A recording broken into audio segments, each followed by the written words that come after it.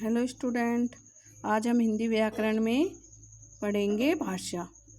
भाषा किसे कहते हैं? भाषा किसे कहते हैं? भाषा वह साधन है जिसके माध्यम से हम बोलकर व लिखकर अपने मन के भाव और विचारों को दूसरों के सामने प्रकट करते हैं तथा दूसरों के भाव को समझते हैं।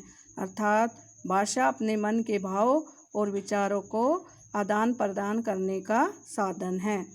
भाषा को हम मुख्य रूप से दो प्रकार से प्रकट कर सकते हैं। नंबर 1 मौखिक भाषा, नंबर 2 लिखित भाषा। मौखिक भाषा बोलकर, लिखित भाषा लिखकर।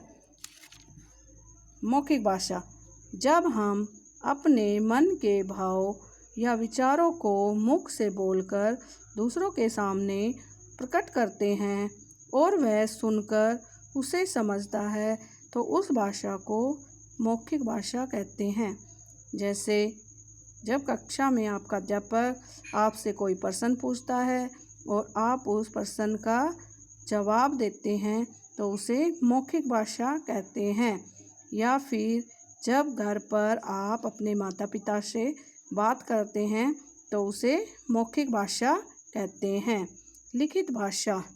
लिखित भाषा जब हम अपने विचारों को लिखकर प्रकट करते हैं तो उस भाषा को लिखित भाषा कहते हैं। जैसे जब आप किताब पढ़ते हैं या फिर कोई समाचार पढ़ते हैं तो उस भाषा को लिखित भाषा कहते हैं। इन दो भाषाओं के अलावा भाषा को प्रकट करने का एक अन्य रूप भी है जिसका नाम है सांकेतिक भाषा। सांकेतिक भाषा जब हम अपने विचारों को संकेतों या इशारों द्वारा प्रकट करते हैं तो उसे सांकेतिक भाषा कहते हैं। अर्थात इशारों में अपनी बात को कहना।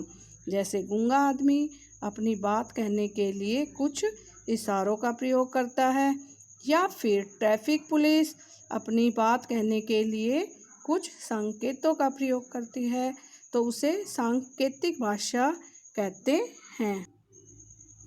लिपि। लिपि किसे कहते हैं? लिपि भाषा के लिखने के ढंग या विधि को लिपि कहते हैं।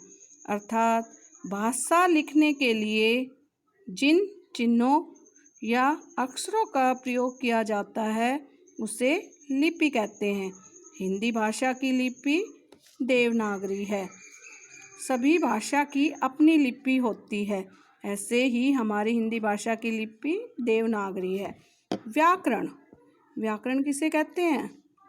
व्याकरण वह शास्त्र है जो भाषा के नियमों की जानकारी देता है तथा उसके शुद्ध रूप का ज्ञान कराता है। उस शास्त्र को व्याकरण कहते हैं।